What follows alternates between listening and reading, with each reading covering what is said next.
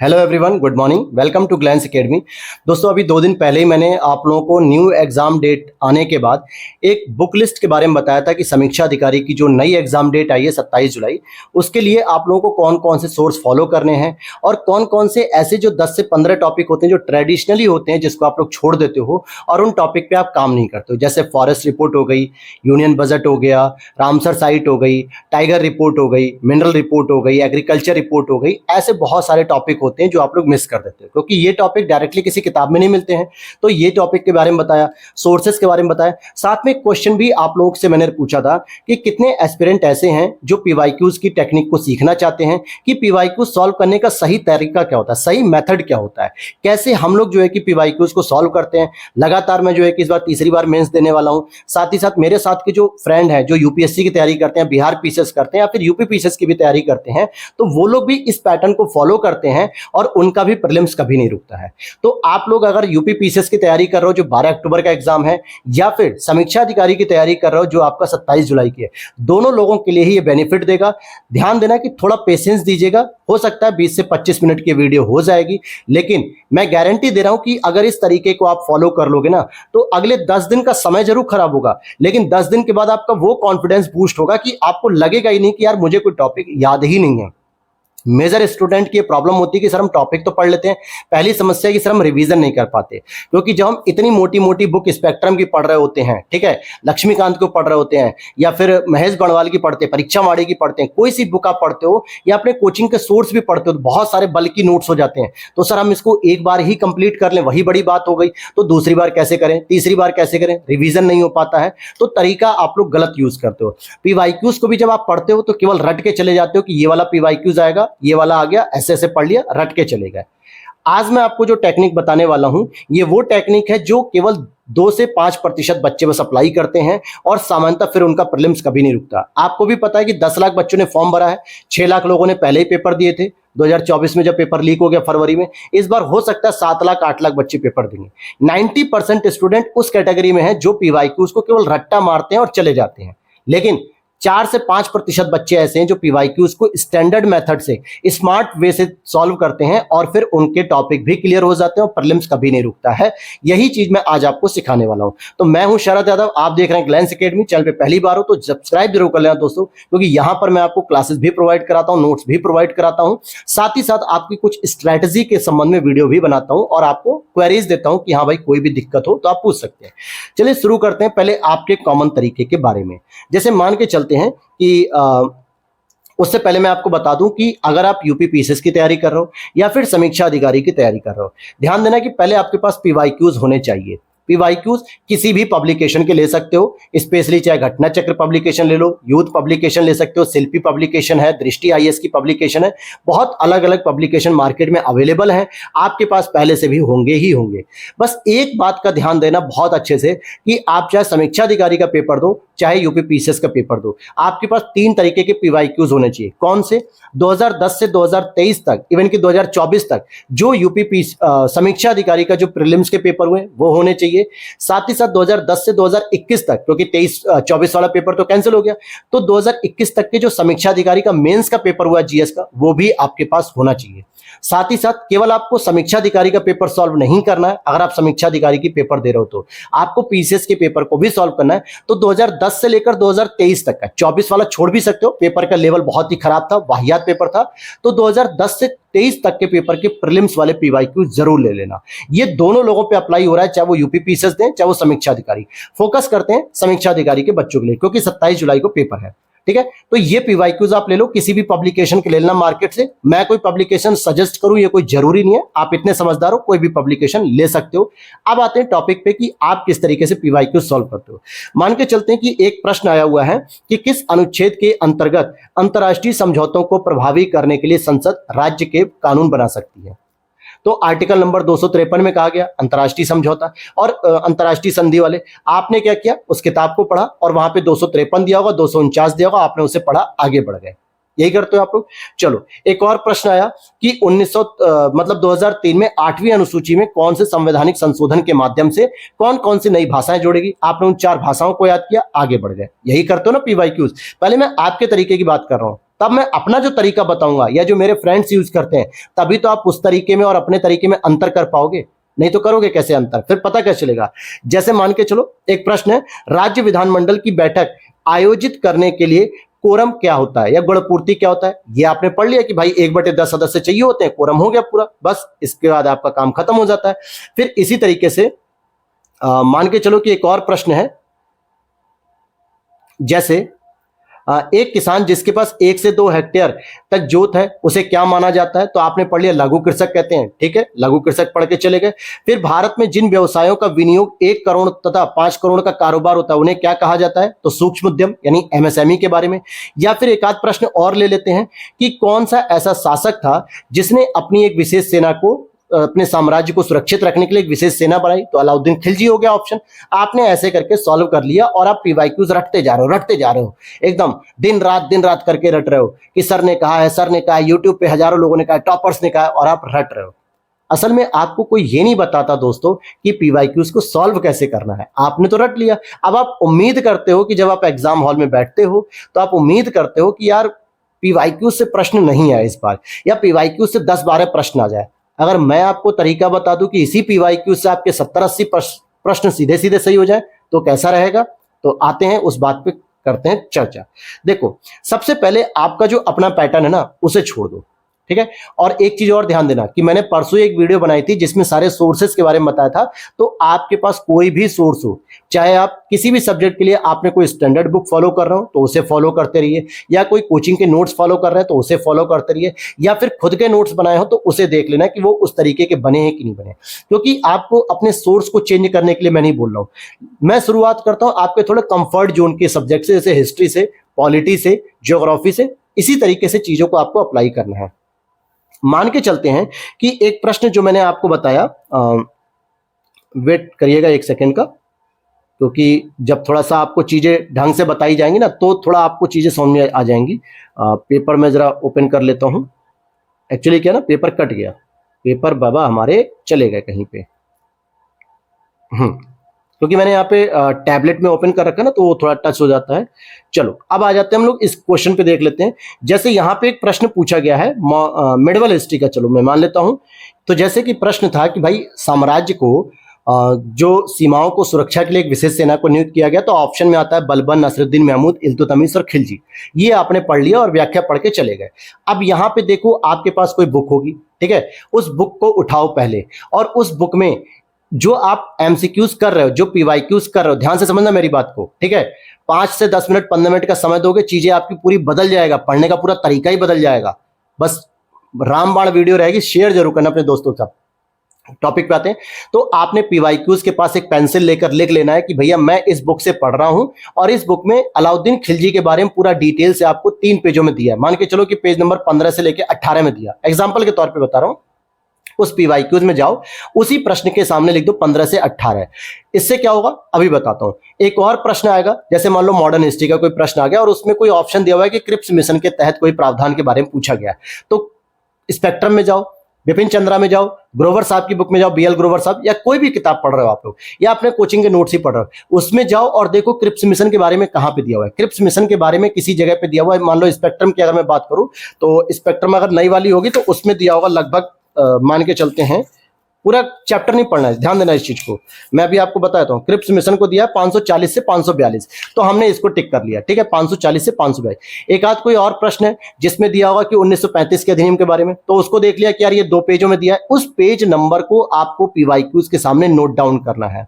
ध्यान से समझना मेरी बात को, पीवाईक्यूज के सामने उस पेज नंबर को नोट डाउन कर लेना है कि क्वेश्चन यार इससे पूछा गया है, और इस क्वेश्चन को जब भी मैं करूंगा तो पहले मैं पीवाईक्यूज से पहले उस किताब में जाके उस पेज नंबर को पढ़ूंगा। आप बार बार क्या करते हो, पीवाईक्यूज जब बैठते हो, ईमानदारी से बताना, क्या किताब लेकर बैठते हो? नहीं सर, हम पीवाईक्यूज को रट्टा मार लेते हैं, हो जाता हमारा काम। यही तो गलती करते हो। आप लोगों को टॉपिक रिवाइज करना है, ना कि एमसीक्यूज रिवाइज करने हैं।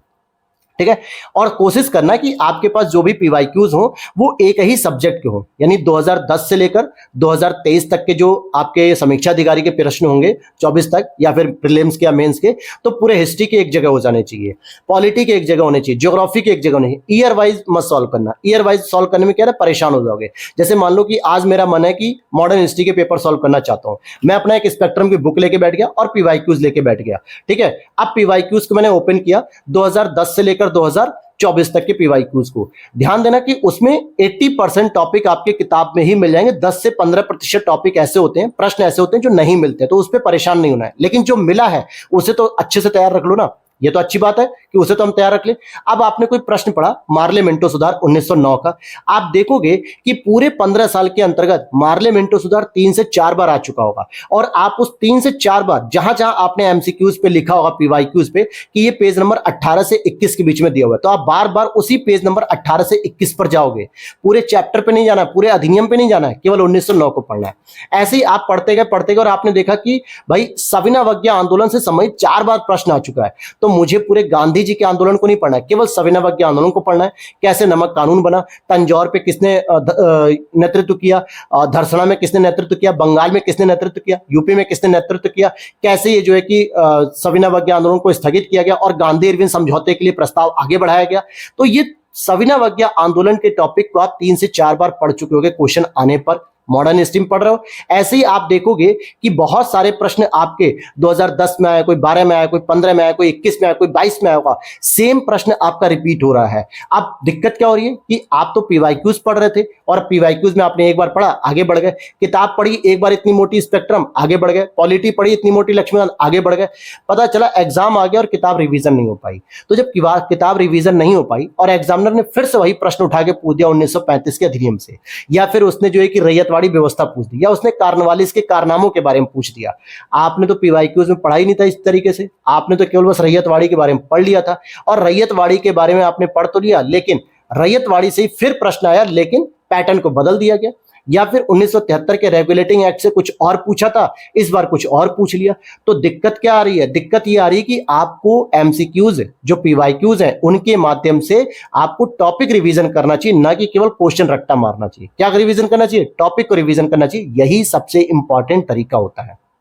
समझ में आ गया। तो यहां पे अब जैसे पॉलिटी की बात करते हैं, आप लक्ष्मीकांत लेकर बैठ गए, आपने एमसीक्यूज लेकर बैठ गए अपने पीवाईक्यूज, सबसे पहले सारे पीवाईक्यूज उठाओ। आपने देखा कि एक जगह क्वेश्चन पूछा जा रहा है कि सर निम्नलिखित में से कौन से आर्टिकल डीपीएसपी से संबंधित है, लिख लिया। फिर आपने उसी साल के पेपर में 2024 में ही मान लो, 23 में ही मान लो, आपने देखा कि एक फंडामेंटल राइट से एक प्रश्न पूछ लिया गया कि आर्टिकल 23-24 के बारे में, शोषण के अधिकार। उसी प्रश्न में आपसे लोकसभा स्पीकर की शक्तियों के बारे में पूछ लिया गया। उसी प्रश्न में आपसे हाई कोर्ट की रिट याचिका के बारे में पूछ लिया गया। क्लियर हो गया। अब 2022 के पेपर में आए तो 2022 के पेपर मान लो फिर से डीपीएसपी पूछ लिया गया, तो डीपीएसपी और फिर प्रस्तावना पूछ लिया गया। फिर 2018 के पेपर में आते तो फिर से संसद पूछा गया, वही लोकसभा स्पीकर, वही प्रस्तावना पूछ ली गई, वही शोषण के अधिकार पूछ लिए गए। अब होगा क्या कि आपने अपने प्रीवियस ईयर पेपर के हर क्वेश्चन के सामने पेज नंबर लिख दिया है कि मैं इस सोर्स को फॉलो करता हूं पॉलिटी के लिए, और यहां पर ये टॉपिक इस पेज नंबर पे है। तो फायदा क्या होगा, आप पॉलिटी लेकर बैठे, 150-200 क्वेश्चन आपके टोटल हो गए, 10 साल के मिला के 15-15 क्वेश्चन के हिसाब से भी। आप उस दौरान मैक्सिमम टॉपिक ऐसे होंगे कि जिन पे आप 4 से 5 बार गो थ्रू हो चुके होंगे, यानी आप 4 से 5 बार उन टॉपिक को रिवाइज कर चुके होंगे। फिर आपसे कोई पूछ ले कि भैया डीपीएसपी में ये प्रावधान बताइए, तो आप कॉन्फिडेंट से कहोगे कि सर मुझे आता है डीपीएसपी। प्रस्तावना के बारे में पूछेगा कोई, आप बता सकोगे। फंडामेंटल राइट के बारे में पूछेगा, बता सकोगे। लोकसभा स्पीकर की शक्तियों के बारे में पूछेगा, बता सकोगे। क्यों? क्योंकि आपने उस टॉपिक को 4 से 5 बार पढ़ लिया, 4 से 5 बार वो क्वेश्चन आ रहा था। जब जब क्वेश्चन आएगा तब तब आपको उस टॉपिक पे आना है और पढ़ना है। लेकिन इसका समाधान यही है कि साथ के साथ बैठ के पहले एक हफ्ते का समय निकालो, आज से ही एक हफ्ते का समय निकालो, पीवाईक्यूज उठाओ, किसी भी पब्लिकेशन को उठाओ, एक पब्लिकेशन कोई भी लीजिए, क्वेश्चन लेकर बैठो और उस क्वेश्चन के सामने ये देखो कि भाई ये टॉपिक डीपीएसपी का है, वहां पे पेज नंबर लिखो। पेज नंबर लिखो, आप जाके डीपीएसपी पढ़ो मत अकेले। होता क्या है, आप लोग पेज नंबर नहीं लिखते हो, डीपीएसपी को एक बार पढ़ ले तो फिर लगातार पेपर सॉल्व करते हो। फिर डीपीएसपी के क्वेश्चन कुछ तो याद हो गए, कुछ याद ही नहीं हुए। टॉपिक याद होना चाहिए था, क्वेश्चन नहीं। टॉपिक याद रहेगा, एग्जामिनर घुमा के पूछ लेगा। मान लेते कि इस बार उसने पूछ लिया आर्टिकल 42 में क्या, 43 में क्या, 43 बी में क्या है। क्लियर हो गया। पिछली बार उसने पूछ लिया आर्टिकल 49, 50, 51 में क्या है, लेकिन आपने केवल 6 ही आर्टिकल तो याद किए अगर आप पीवाईक्यूज के साथ चलोगे तो। लेकिन अगर आपने वहां पे टॉपिक को मेंशन किया होता कि डीपीएसपी इस पेज नंबर से लेके इस पेज तक है, 17 से 20 तक है, 3 पेज आपको पढ़ने में कितना टाइम लगता है? मुश्किल से आधा घंटा। और आप ये देखो कि आप इस क्वेश्चन को सॉल्व करने के दौरान आप 5 बार आ चुके, क्योंकि पिछले 10 सालों में 5 बार ये प्रश्न पूछा था। तो आपको पूरा टॉपिक ही तैयार हो गया ना। डीपीएसपी 36 से लेके 51 तक के क्या प्रावधान है, कौन कौन से संशोधन किए गए, क्या इसकी विशेषता है, मूल अधिकार से कैसे चेंज अलग होता है, सारी चीज याद हो गई। तो केवल 6 आर्टिकल याद करने से बेहतर हुआ कि पूरा डीपीएसपी याद हो गया, पूरी प्रस्तावना याद होगी। अब आप कहोगे सर इस तरीके से तो हम पूरी किताब ना पढ़ लें। पढ़ लो मेरे भाई, किताब तो आप पहले भी पढ़ रहे थे। ईमानदारी से दिल पे हाथ रख के बताओ कि कितनी बार आपने लक्ष्मीकांत को रिवाइज कर लिया, कितनी बार आपने स्पेक्ट्रम रिवाइज कर ली, कितनी बार आपने महेश बणवाल रिवाइज की ज्योग्राफी की, कितनी बार आपने जो है कि परीक्षावाड़ी रिवाइज की एनवायरमेंट की, कितनी बार की? मुश्किल से 2 बार की होगी। और 2 बार के रिवीजन में आप उन लोगों से फाइट कर पाओगे क्या जो कोचिंग संस्थानों से पढ़ के 4 साल से 5 साल से रट्टा मार रहे हैं पूरी चीजों को? उनके पास पूरी चीजें तैयार हो चुके हैं, क्या आप उनसे फाइट कर पाओगे? नहीं कर पाओगे भाई। भूल जाओ फिर समीक्षा अधिकारी को। और यह भी ध्यान देना कि समीक्षा अधिकारी के प्रश्नों को अगर आप सॉल्व करो तो यही पेपर आपका 120 क्वेश्चन के साथ मेंस में भी आएगा, जीएस में। तो टॉपिक अभी से तैयार हो जाएगा। स्टार्टिंग के 1 हफ्ते का समय निकालो मेरे कहने पे, और 1 हफ्ते के बाद जब आप उसे पढ़ना शुरू करोगे मेरे भाई, तो आप खुद कमेंट करोगे कि सर आपके बताए हुए तरीके से हमें काफी कॉन्फिडेंस आ रहा है। क्योंकि पेपर यार केवल रटने का गेम थोड़े है, कॉन्फिडेंस का भी गेम है, लक का गेम है, सारी स्ट्रेटजी का गेम है। आप लोगों को पीवाईक्यूज तमाम लोग कहते होंगे ये पीवाईक्यूज कर लो, ऐसे कर लो, वैसे कर लो, वहां से कर लो, इतने साल का कर लो। तरीका कोई नहीं बताता जो स्मार्ट वे होता है जिससे आपका टॉपिक कवर हो। आप क्वेश्चन रट के जाते हो एग्जाम हॉल में, मैं कहता हूं कि क्वेश्चन के साथ आप टॉपिक रट के जाओ ना भाई। आपसे एनवायरमेंट के अंतर्गत अगर बायोस्फीयर रिजर्व आपसे कई बार पूछ रहा है, नेशनल पार्क आपसे कई बार पूछ रहा है, रामसर साइट आपसे कई बार पूछ रहा है, लेकिन आपको याद कितना हुआ? क्योंकि आपने एनवायरमेंट की कोई भी एक किताब उठाई, उसे 1 से 2 बार पढ़ लिया, बाकी पीवाईक्यूज रटते जा रहे हो। क्या नेशनल पार्क पूरे पढ़े आपने? नहीं पढ़े। क्या आपने यूपी की रामसर साइट पूरी पढ़ी? नहीं पढ़ी। क्या आपने पूरे बायोडायवर्सिटी के बारे में जितने भी कन्वेंशन हुए क्या आपने पूरा पढ़ा? नहीं। 1986 के अधिनियम को पूरा डिटेल से पढ़ा? नहीं। 1972 के अधिनियम को डिटेल से पढ़ा? नहीं पढ़ा। साइट्स को पढ़ा? आईयूसीएन को पढ़ा? नहीं पढ़ा। तो दिक्कत क्या आती है कि आप तो यार पीवाईक्यूज रट के जा रहे हो ना। मैं कह रहा हूं कि अगर आईयूसीएन से उठाकर अगर आप देखोगे तो लगभग 4 से 5 बार प्रश्न पूछा गया है। तो क्या वो 4 से 5 बार टॉपिक आपने रिवाइज किया? नहीं किया।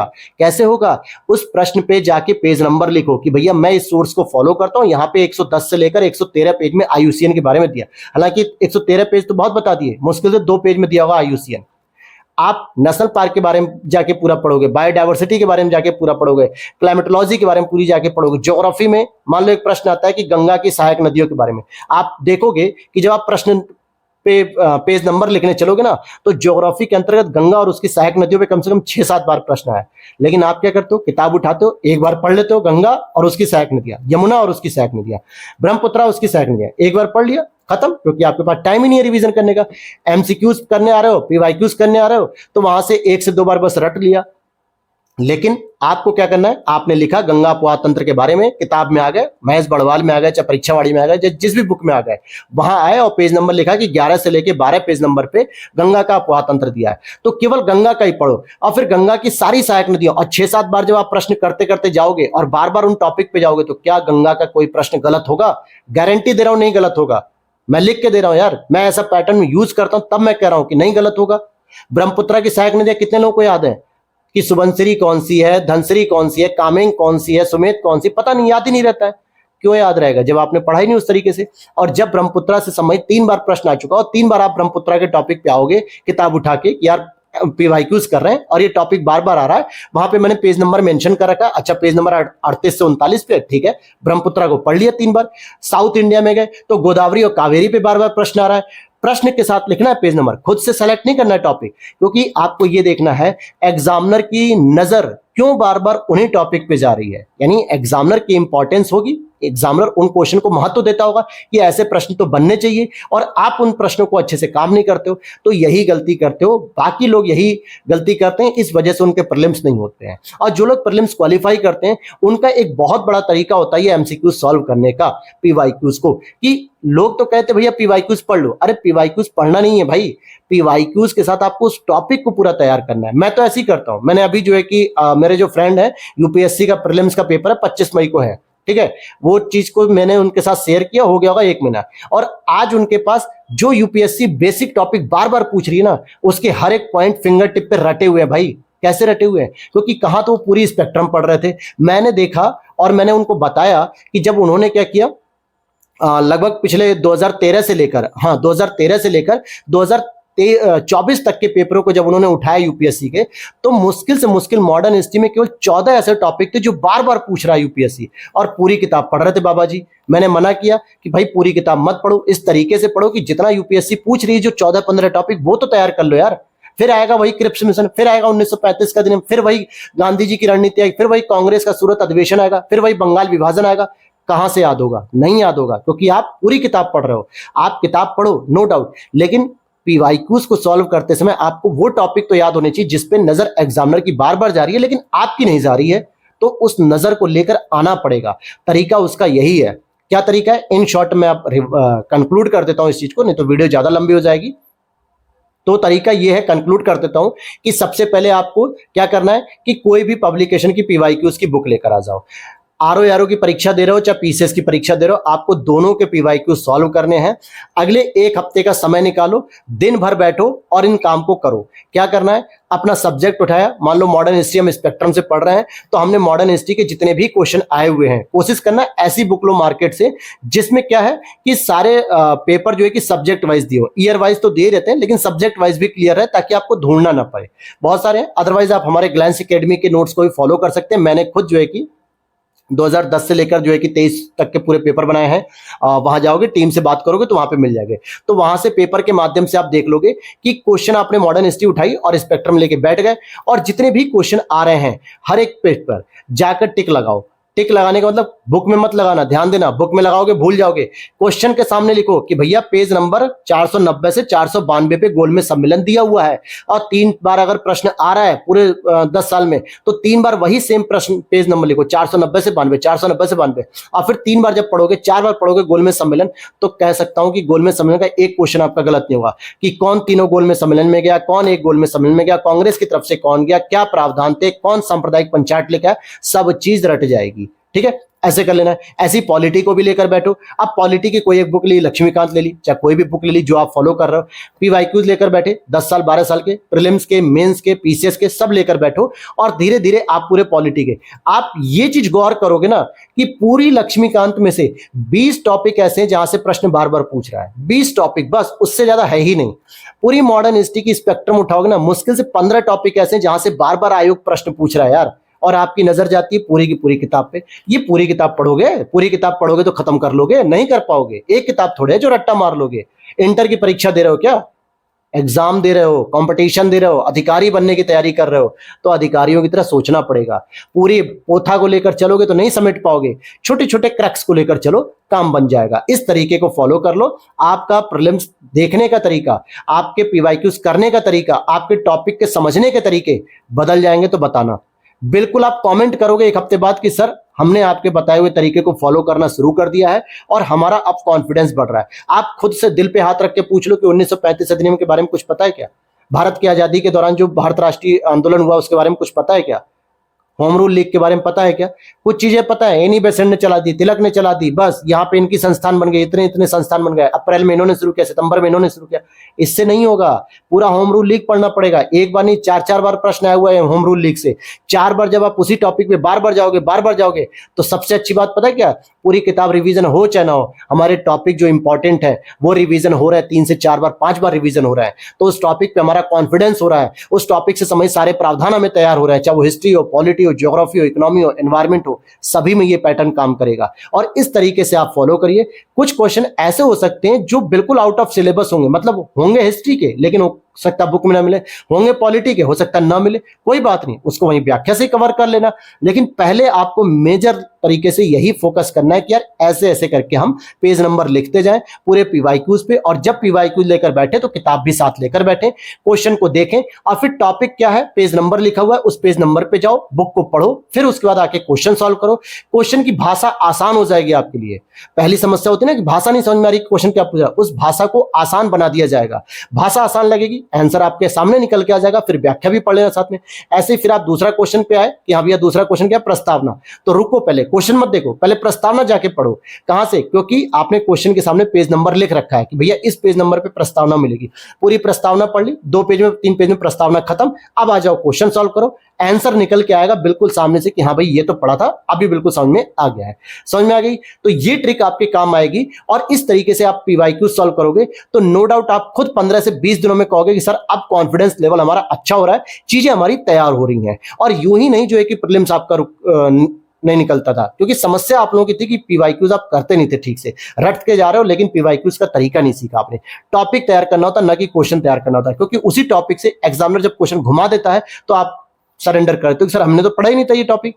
तो यही तो गलती होती है, क्वेश्चन नहीं पढ़ना यार, टॉपिक पढ़ना है। ठीक है, तो उम्मीद करता हूं वीडियो अच्छी लगी हो तो लाइक कर देना, और चैनल पे पहली बार हो तो सब्सक्राइब करना। साइड में दिए गए पैम्पलेट पे आप जाकर अपने प्रीलिम्स के लिए तपस्या नोट्स और परिणाम नोट्स के हैंड रिटन नोट्स की सीरीज देख सकते हो, उसे परचेज भी कर सकते हो। और अगर आप यूपी पीसीएस की तैयारी कर रहे हो और मेंस की तैयारी कर रहे हो अभी से, तो लक्ष्य बेस्ड रेडी के नोट्स को आप परचेज कर सकते हो। पूरे बहुत ही क्रिस्पी नोट्स हैं, बहुत अच्छी तरीके से उसको कंप्लीट किया है। आप जाकर टीम से कॉन्टैक्ट करिए, वहां पर डेमो मिलेगा, पीडीएफ मिलेगी, सारी जानकारी मिलेगी, और पूरे प्रोसेस को करने के बाद आप परचेस करने के बाद पीडीएफ भी ले सकते हैं। मिलते हैं नेक्स्ट वीडियो में। जय हिंद, जय भारत।